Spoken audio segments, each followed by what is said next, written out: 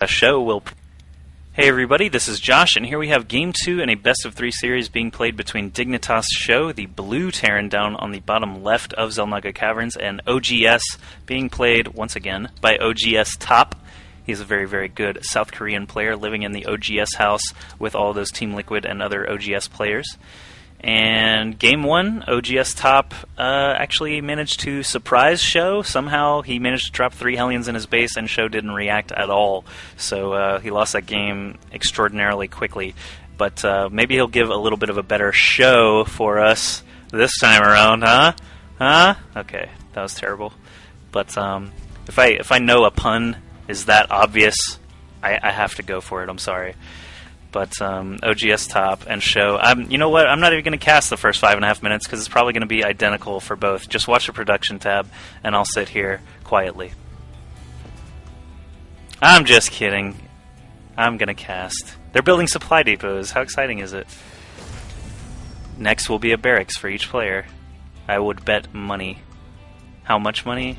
I don't know. But there's barracks, and there's a barracks. And I kind of wish they had surprised me. If one player had just sent an SCV up here, built a barracks right here, lifted it up, dropped it in the shadows here, and built a bunch of Marines and bunkers, that would make my day. But unfortunately, these players are too standard for that at the moment. They're just going to do their very standard Terran build against each other.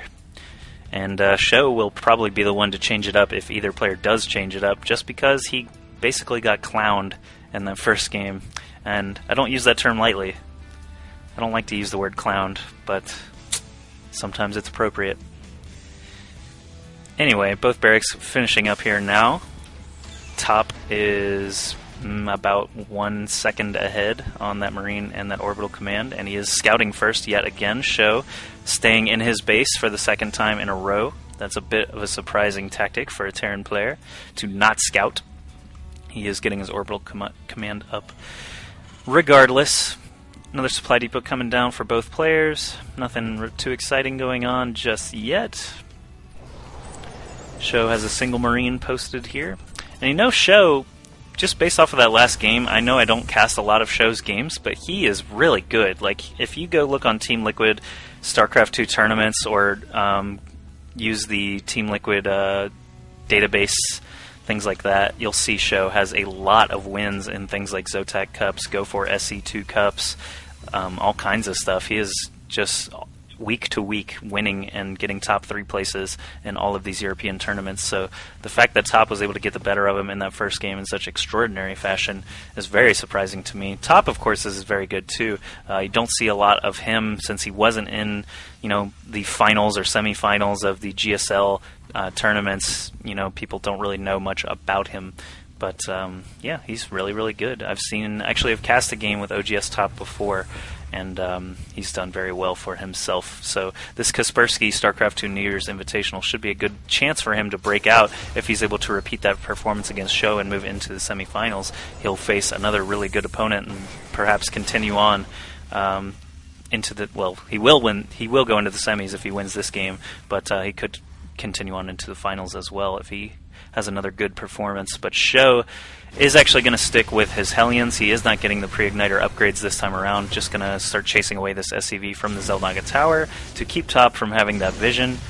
And Top, on the other hand, is actually going for his starport pretty quick compared to SjoW, so he is going to be fine sticking to what he did last game, aside from the Blue Flame upgrades. He's getting tanks this time instead. So maybe that's just a very popular scrap station strategy for TVT, to just get the Blue Flame Hellions, do a nice drop. SjoW did a drop as well, but he actually went with the Marines and ended up not doing quite as well there against Top. But Top is now flipping that starport onto the tech lab, so we should be seeing some air units being produced here. I would expect a Banshee, since he did drop it on this tech lab, but instead it looks like he's going for a Viking first and starting to expand here with a command center. And back in his factory, he's just getting another tech lab built so he can start building more siege tanks, eventually get siege tech, I would imagine. And SjoW, on the other hand, Top actually dropped a scan right there, so he didn't have to scout. Saw that Banshee coming out, perfect timing for that scan. And this factory is flipping around onto some other add-on. That means this barracks is probably going to end up taking this reactor, or perhaps the starport. No, it actually is going to be the barracks. This Banshee's flying around now, does not even have Cloak researching though, so he's just going to go for some SCV kills and hope that he catches top sort of out of position. There's already a Viking in the air though, and a Raven coming along as well now for some detection, as well as, you know, point defense drones or some auto turrets or something like that. But Viking now shooting away at this Banshee. The Banshee can't even defend itself. This is just so one-sided. This Viking should be able to kill this Banshee before it's able to return all the way home. SjoW is actually expanding himself down here in the natural expansion area. Not much else going on. 2 gases for each player. We saw that already. Let's check the income tab, see who's ahead there. SjoW is up by 5 harvesters. This Viking looks like he did manage to kill that Banshee. We see he's got 1 kill. SjoW keeping watch on the Xel'Naga Tower over here, but this Viking is going to get some free scouting information, as there is not a lot of anti-air except right in the middle of SjoW's base. He's got this Raven here as well, so both players opting for a lot of Marines and a Raven in their main army composition. Top actually has a couple of tanks here, though, and SjoW does not. He's going to build lots of medevacs here to go along with his bio ball. He's trying to crank out some Marines, but as we see, he is supply capped. Not going to be able to get those Marines out for a few seconds at least until the supply depot finishes. There it does. And this command center finishes as well for another 11 supply. So this Viking lands and actually chases away the Hellion, but now all these Marines from SjoW are moving across the middle of the map. This Raven is in tow, doesn't have enough energy for a point defense drone. Now he does, so we'll see if and when he actually uses that. Top sending over his orbital command right now to his natural, throwing up 2 more gas as well. He's got his tanks sieged here, so if Top actually manages to lure SjoW into an attack, these siege tanks will do quite well against this number of Marines. It only takes a few blasts from a siege tank to level this force. This Hellion drives in and explodes immediately to this tank fire, so SjoW knows that he's not going to be able to attack head on, but instead I thought he was going to retreat back to his natural and maybe continue turtling up, building more forces. Instead, it looks like he's going to move over to the right side here. He might even try some ferry tactics and lift all those things up into the main here of oGsTOP. The tanks are sieged down here, so if he can actually manage to get 2 loads of units dropped up here, he will be able to do quite a lot of damage. This Viking's trying to take some shots here at the Raven, but point defense drone does go down here. That's only going to block Viking fire. Marine fire does not get blocked by point defense drone, neither does siege tank.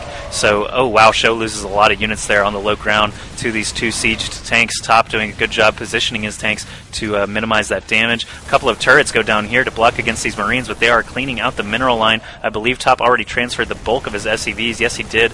So these Marines basically are caught here in no man's land with no real targets except for this Viking now. The Viking should be able to kill off the rest of these Marines before it goes down, though, and SjoW's attack has been thwarted. He backed off a little bit here and has tried to reposition over on the left side. If he continues on, these tanks are still here, probably going to be able to take care of these Marines quite easily.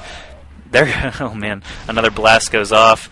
Viking doing some good spotting there. He knows exactly where SjoW's army is. Sieges these tanks with plenty of range here to be able to blast these Marines here in the back of the mineral line. And you see that nice explosion. I think a Marine's head just went all the way in here into the mineral line, but SjoW is forced to back off yet again. He's got a lot of medevacs, not too many Marines left, and a single siege tank. Top, on the other hand, if just look at units lost, Top actually has lost more units, but less resources worth. I think a couple of SCVs were probably lost there. Yeah, we see SjoW is actually ahead 43 to 36. I think I called that incorrectly earlier. I think Top actually had more SCVs earlier in the game, but these players actually switched colors on me between game and 1 and 2, so you can't really blame me. But these 2 Marines poking down at the Xel'Naga Tower. SjoW is already there, able to ward it off with some nice stim movement there. And looks like he is breaking down the destructible rocks here at his high yield. Looks like he's going to try and continue this game into a later stage here, but once again, he is supply capped here, trying to get all these Marines out. Factory and starport not really doing much here, and I don't know, let's look at income and see what else is going on here. More workers for SjoW still, that is to be expected because he did just take this gold. Mineral count should be way higher, as we see here. Gas is about the same, they're both on 4 gas, and SjoW will just continue mining up these high-yield minerals. He's sitting at 97 over 97. Top is at 98, now up to 101. So these armies are actually very similar still. Top just noticeably has a lot more tanks and no medevacs on the field, whereas SjoW is actually going heavy into bio. This Viking is out here scouting around, seeing what's up. He'll see the high-yield expansion there from SjoW. SjoW actually loaded up a medevac with 8 Marines. Looks like he was prepping for another drop. He's also got another contingent over on the left side of the map here, so he may be doing a two-pronged attack. Top, however, moving now with his 7 tanks and lots of Marines here. Could be in a good position to stop this high-yield mineral base. There's not a lot of fighting units from SjoW here. He does manage to siege up. Is not fast enough really to catch those Marines of Top.